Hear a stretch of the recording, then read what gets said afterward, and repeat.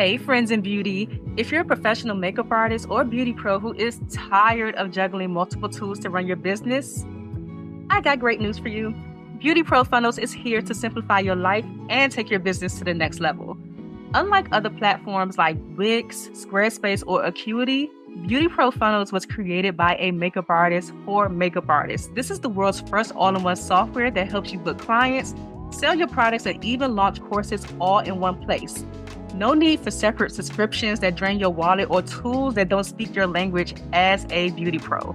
With Beauty Pro Funnels, you're not just getting another booking tool. You're unlocking the ability to create multiple revenue streams. So whether you're behind the chair or not, you're making money. Imagine accepting bookings, selling your beauty products, and offering courses all without the stress of managing separate systems. That could be a big headache. Let me break it down to you one more time. Your website, build it on Beauty Pro Funnels. Your portfolio, build it on Beauty Pro Funnels. Your booking site, build it on Beauty Pro Funnels. And your e-commerce site, host it in Beauty Pro Funnels. Want to offer beauty courses or digital products? You can sell them inside of Beauty Pro Funnels, and you'll be able to send invoices, digital contracts, newsletters, and do all of your marketing directly from your Beauty Pro Funnels account. It's mind-blowing. Listen, you're going to save hundreds of dollars every single month by replacing over 10 platforms when you make the switch to Beauty Pro Funnels like Wix, Squarespace, Acuity, WordPress, Vagaro, Honeybooks, 17 Hats, Dubsado, MailChimp, Klaviyo, Kajabi, DocuSign, even Shopify. It's crazy. I know you got at least one of those. And here's the best part. Tayana and her team spent over a year building plug-and-play templates into your account for pretty much everything, so you never have to start from scratch at all. So all of your appointment confirmations, reminders, and payment reminders and stuff like that for your clients, they have already been written out for you. You can even gather reviews and referrals all on autopilot. You'll free up so many hours of time each week so you can focus on what you love, your artistry. Plus, with their mobile app, you can manage your entire business from the palm of your hand. Send invoices, schedule appointments, and even take payments on the go. I believe in Beauty Pro Funnels so much that I recently moved the Friends of Beauty site to Beauty Pro Funnels, and I am loving it. It's a game changer because it's not just a platform. I swear it is like having your personal business assistant designed specifically for makeup artists and beauty pros like you. So here's the deal. If you want to see what all the hype is about, visit getbeautyprofunnels.com/friends to get a personalized tour and see how Beauty Pro Funnels can transform your business today. That's getbeautyprofunnels.com/friends because you deserve the best tool for your beauty business. The things that we're imagining to go wrong literally would never happen. It did not come from me. It did not come from me directly. It came from maybe something that somebody else was insecure or afraid about, and then they instilled it in me. Name it and acknowledge it. Ask yourself, what am I afraid of, really? Like, what am I really afraid of? Where am I feeling it? Oh my gosh, am I feeling it in my body? Am I feeling it in my thoughts? Am I feeling it in my actions? Okay. Welcome to the Friends in Beauty podcast, a safe space for ambitious beauty industry creatives to have real talk, get authentic answers, and practical tools to grow their businesses.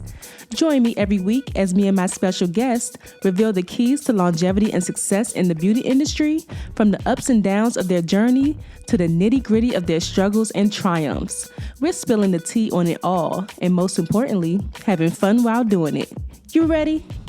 Hey, what's up? It's your best friend in beauty, Akua Robinson. Welcome back to another episode of the Friends in Beauty podcast. I am so happy to have you here, and I hope you're listening to this episode in high spirits and in good health. Now, today's episode, I'm super excited to talk to you because we are officially in the last quarter of the year, the fourth quarter. And, you know, this is the time that businesses normally start looking ahead to next year and start planning out everything and also reflecting on how the year has gone so far. One of my favorite things to do that I got from one of my coaches, I know I've talked about it here on the podcast before, but I might have some new people here. One of my favorite things to do when the fourth quarter comes and the new year's approaching is to reflect on my goals. Not my goals, reflect on everything that I have accomplished for the year and make a list of 50 things that I have accomplished before I start mapping out my new goals for the year. And every time that I share this, people are always like, oh my gosh, like, how am I going to come up with 50 things? But once you start like really writing and not being so technical about the things that you have accomplished, you will realize that you have done a lot this year. So I'm always excited to like kind of go back and reflect and like go through my calendar, see like what's on my calendar. Cause sometimes you be forgetting, like by the time this time of the year comes, you're like, dang, I kind of forgot that I did do like a whole brand trip this year with Salon Centric. Like that was like super lit. So that's one thing I want to talk about. But I feel like before you go forward and before you start accomplishing or start setting new goals for yourself, you really have to address the things that are holding you back right now from achieving those goals. Because a lot of the times I feel like I'm noticing that a lot of the conversations that I'm having lately with beauty pros or other entrepreneurs, a lot of the times it is us that is getting in our own way. And we kind of have to analyze that a little bit and really figure out why is it that you are getting in your own way? What is this fear, like this concept of fear? What is it that you're afraid of? What is holding you back from going to the next level or putting out that class or raising your rate or whatever it could, whatever it is. So I really think it's important to like reflect. I do feel like we're in a constant like what's next kind of mode where you accomplish one thing, then you're on to the next thing, but we don't really take a lot of time to reflect sometimes. So I wanted to talk to you about this concept that I shared with the Trailblazers Club last month. In our Q&A, our mentorship session, we have a mentorship and Q&A at the end of the month. The last Tuesday of every month, where you get to talk to me, you get to reflect on the month, share your wins, share your challenges, and share how we can support you. But we always get to talking about social media inside the Trailblazers Club. Like social media is just like one of those things that, a lot of people struggle with as far as like showing up, as far as thinking the content is good enough, as far as being consistent. Like it's just so many things. So I introduced this concept of interviewing your fear to them. And they were like, interviewing your fear? Like what? So I first heard this concept, and it's a very popular concept, but I heard it first from David Shands. He's the host of the Social Proof podcast, one of my favorite podcasts. And he talked about interviewing your fear basically to get to the bottom of why you are afraid to do certain things, like identifying what your fear is and then asking certain questions of yourself of that fear to get down to the real root of like, am I really afraid of this? Or what am I really, really afraid of? Like, I feel like it's one of those things where you go to the doctor and they just treat you for whatever is presenting, but they don't want to get down to like the thing that's causing. They don't want to get down to the root cause of what's making this symptom occur. Can't get my words out, but you know what I mean. So it was like with the fear, you could keep on saying that like, oh, like my clips are bad for social media. Oh, like I don't know what to post. Is it that you really don't know what to post, or let's dig a little deeper? You know what I'm saying? So I wanted to talk to you all today about this concept of interviewing your fear. And if you know anything about me in this podcast, I got notes. So I want to make sure that I stay on track, because if you know anything about me, I will go off on a whole another tangent. So instead of ignoring our fears and pretending that we're fearless, I think it's really important that we just sit down and just interview with them and just ask the questions of our fear to actually tell us why. So let me see. When I think about interviewing my fear, I think it's more so like a curiosity thing than a confrontation thing, because I feel like when you ask questions, it means that you're curious. And I feel like I can never say the word curious without my DC accent trying to creep out. But it really is about curiosity and not confrontation. And you're shifting from am I afraid? Like, I'm afraid of this, but I'm also listening to like, what is the fear trying to say?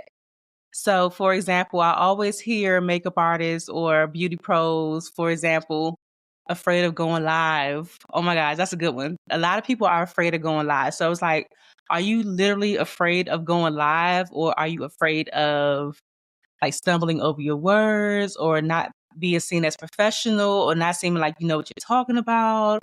Are you afraid of people seeing you? I remember one time somebody actually told me that, like, oh my gosh, I remember she told me this. She was just going through a lot in her life, and she felt like if she showed up on Instagram Live, then people were going to see everything that was going on to her. So maybe fear of being seen, maybe fear of people seeing through the facade that you're putting on and seeing like what's really going on with you. So I think it's really important to get down to the admission. Like if everybody experiences fear, I think that a lot of people just have made a better relationship with it. It's so many beauty pros, like the big names that we love and admire out here, who like fear is not one of those things that goes away. It's always going to present itself. So you really just have to get into a relationship with it and start interviewing it so you can get past it, so you can, get on with your life. I think a lot of times, I remember I had this fear when I first started teaching. Oh my gosh. When I first started teaching, I remember the first class that I did, and I was literally like, what if nobody shows up? Like, I know that I have this set number of people that I want to be in the room. And it's so crazy. Even though people were buying tickets, the crazy thing is, even though people were buying tickets, I still had this fear that nobody was going to show up. And I remember, and I know the class is recorded somewhere. I remember the first thing I said when I walked out, I was like, oh my God, like y'all actually showed up. So it's like, am I really afraid that people are not going to show up, or am I afraid of putting this whole thing together, no one showing up and being seen as like a flop? I think a lot of the things that we fear come from outward approval in a sense. And a lot of things that I'm realizing, oh my gosh, when it comes to fear, and this is like, look, I'm not looking at my script right now. That's why I'm going off on this tangent. But I literally just had this thought recently where I was like, when it came to like fears and insecurities and stuff like that, a lot of the times when I really think about what I'm afraid of or what I'm insecure about, it did not come from me. It did not come from me directly. It came from maybe something that somebody else was insecure or afraid about, and then they instilled it in me. So a lot of the times when I'm thinking about fear, I'm thinking like, no, this is not mine. Like, I need to give this back. Like, I need to give this back to whoever this came from. Like, really asking questions of like, why am I even afraid of this? Like, what is really the root cause of why I'm afraid of this? And once you start asking questions, it's like, is this even valid? Like, is this even a valid thought? I'm on social media to be seen, but I'm afraid of going live to be seen. Like, does that even make sense? Like, so once you start asking questions, you really can get down to it. So let's talk about it. I want to talk about 3 practical ways that you can interview your fear, okay? Because I do want you to really take some time and really think about the things that are holding you back and the reason why you're procrastinating and not getting it done. Like, what is the real reason you don't want to do it? So the first one, I'm going to look at my notes for this one so I can stay on track. Okay. So step 1 is to name the fear, name it and acknowledge it. Ask yourself, what am I afraid of? Really? Like, what am I really afraid of? Where am I feeling it? Oh my gosh. Am I feeling it in my body? Am I feeling it in my thoughts? Am I feeling it in my actions? Okay. Is this book that I know that I need to read. I keep on hearing about. It's called The Body Keeps the Score. If you have ever read that book before, let me know down in the comments or wherever you're listening. But it's a book that I really, really want to read. My mom is reading it now. My sister has read it. But it really is just about how your body stores different things, different traumas, different stuff. And I remember this one coaching session that I went to years ago, my old coach, and she had somebody there doing body work, just like laying hands on you and stuff. When I tell you, I was literally just talking about this, I feel like yesterday. When I tell you, whatever she touched, like in my back or whatever, like I literally could not stop crying for like an hour. I'm in front of a window, so my lighting is changing. We still cute. But I literally could not stop crying for like an hour. So it's like, when things happen to us, like, are we storing it in our body? Are we storing it in our thoughts, in the way that we talk to ourselves, the way that we talk to others? Are we storing it in our actions? Procrastination is a thing. Like, procrastination is like, are you storing it in those actions of like, okay, I know I need to do this. I know this is something I'm a little shaky about, but I'm gonna keep on putting it off. I'm gonna keep on making up excuses until like eventually maybe I'll do it or maybe I don't. You know what I'm saying? So definitely acknowledge where you're feeling it. And what's the story that you're telling yourself about what could go wrong? Like, I'm afraid of going live because I don't want to look nervous. Like, what is the story that you're telling yourself? Because a lot of the times, I think I heard Will Smith say this too. A lot of the times, the things that we're imagining to go wrong literally would never happen. So it's like all of these hypotheticals that we keep making up in our heads as to why we don't want to do certain things. We actually don't even know if that's even going to happen unless you actually do it. So it was like, we gotta dig deep. So the thing is like, I gotta go back to the Instagram live thing because I think that's a thing. And I know I need to go. I love going live, but I don't do it as often as I should. But it's like you're not afraid of going live. You're actually like afraid of judgment or imperfection. Like usually people who are afraid of going live, they want everything to be. It's like even how I'm stumbling over my words right now, like I'm talking in real time. So this is how I would probably normally talk if I was talking to somebody. It's not super polished. So a lot of times people are like afraid of like, oh my God, what if I get on there and I stumble over my words? Y'all see me stumble over my words all the time, but that's how people talk. Like everybody doesn't just talk like so eloquently and just like fluently. They know what they're saying. Like people actually stumble over their words in real life. Like it's a thing. So you have to let go of that perfection and that fear of judgment and all that stuff. So step one, let me get back to it. Name it and acknowledge it. Step two, ask your fear questions. Do an actual interview, just like, how I'll be having guests on the show. Do an actual interview. Let me put something on my lips. Because, when you get to talking, honey, the gloss be going away. It's my I broke out another one of my minted lip oils because one of the other one is gone, completely gone. Ask your fear questions. Do an actual interview. Act like your fear is sitting directly across from you. Ask, what are you trying to protect me from? Because a lot of times the things, just us as humans, the things that we are afraid of are just like a natural bodily thing to, keep us safe. So what are you trying to protect me from? Is it something that I'm really actually in danger? Like, am I actually really in danger physically, mentally, emotionally? Probably not. You know? When did you first show up? That's a good question. When did you first show up? Because like I said, a lot of times when I think about the fears that I have, they're not mine. Somebody gave it to me. Just like when you see people that are afraid of animals. Y'all know I'm an animal girl. I have a cat, okay? But a lot of times when I see people who are afraid of animals, they normally have a parent that is afraid of animals. I've seen it with my cousins and stuff like that. Because kids are naturally, just open and they want to get into everything. But it's like if you have a parent that's afraid of dogs, and then every time they see a dog, they tense up and they're like, no, no, no, no, don't touch it. Don't touch the dog or whatever. It's like they're teaching that kid that, okay, something's wrong with this type of animal and now I got to be afraid too. So ask yourself, when did this first show up? What do you need me to know? What's the worst that can happen if I do this anyway? You'll probably still survive. Okay. After you do that live, you'll still survive. And what's the best thing that can happen if I trust myself? Like, I think these are perfect things to journal. Like, if you are a journaling person, I know, per se, I could do stuff like this. I could do prompts, but I be trying to get into like the daily journaling, but I could do prompts and stuff like this. But these are perfect things that you could jot down in your journal. And I feel like it's a good way to go into the new year in the new first quarter with a new energy and a new spirit and acknowledging like, you know, how to deal with yourself, you know how to deal with yourself, you know how to deal with your fears. Step 3 is respond with compassion and action. Like really give yourself some grace and be kind to yourself. Okay. Like this is something that we're all actively working through every single day. Like we're all afraid of something. Okay. We're human.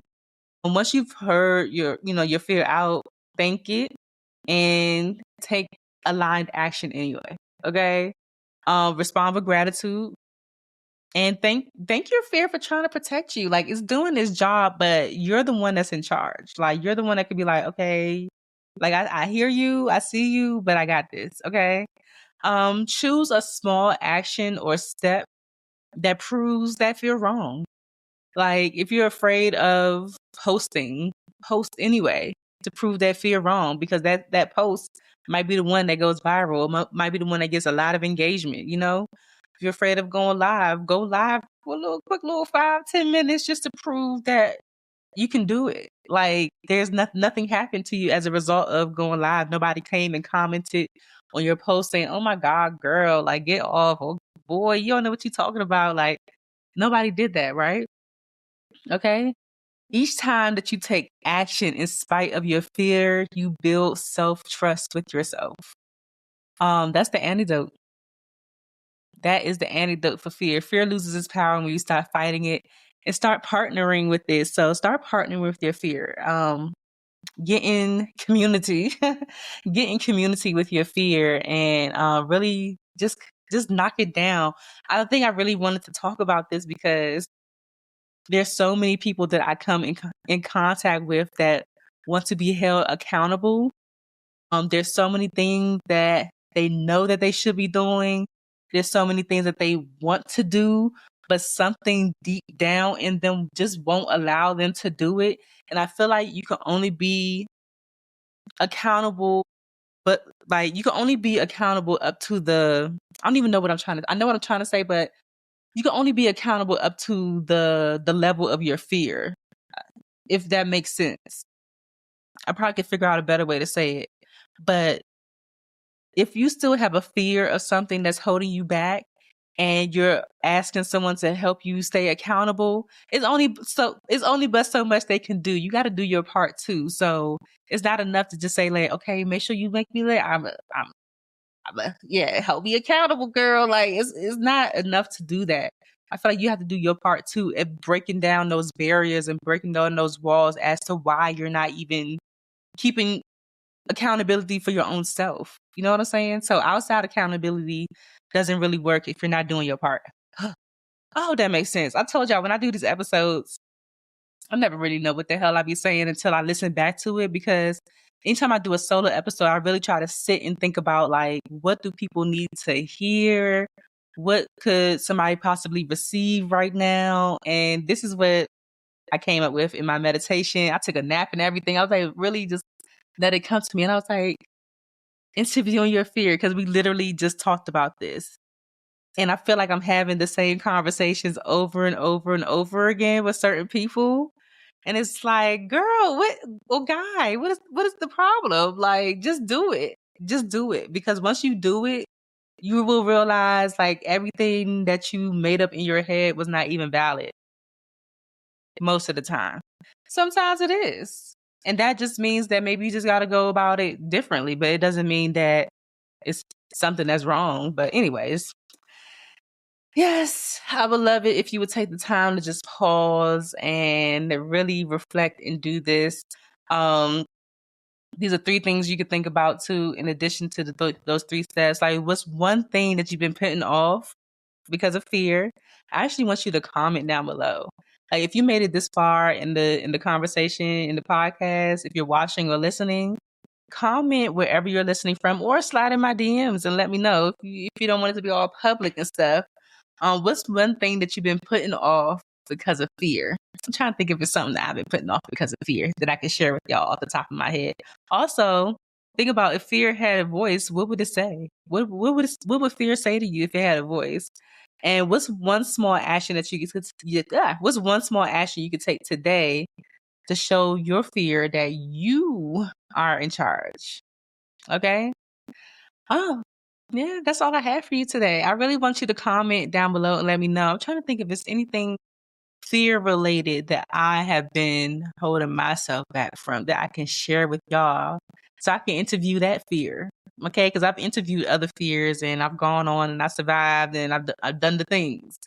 But I cannot think of anything off the top of my head. But by the time this episode comes out, if I think of anything, I will pin it as a comment on YouTube. So you could come and check it out there. But yeah, like I said, it's the 4th quarter. Okay. We are leaders. We are entrepreneurs. We are beauty pros. We gotta approach this thing a little bit differently going into 2026. It's crazy. Like I told y'all last week, I feel like Christmas is about to be next week or something like that. Like the year has really, really flown by. But yeah, when you have a fear, it doesn't mean that you have to stop. It just means that you have to pay attention. Something is going on. Okay. Pay attention to it, interview it, and get past it. Um, Fear, I think fear always has something to say, but I think it's important to realize that you have the last word, okay? And you are always in control. So I just want us to really get a hold of this so that we are building momentum. Like, I think the fourth quarter is really all about building momentum. A lot of people make the mistake of waiting until like the first of the year to really start hitting the ground running.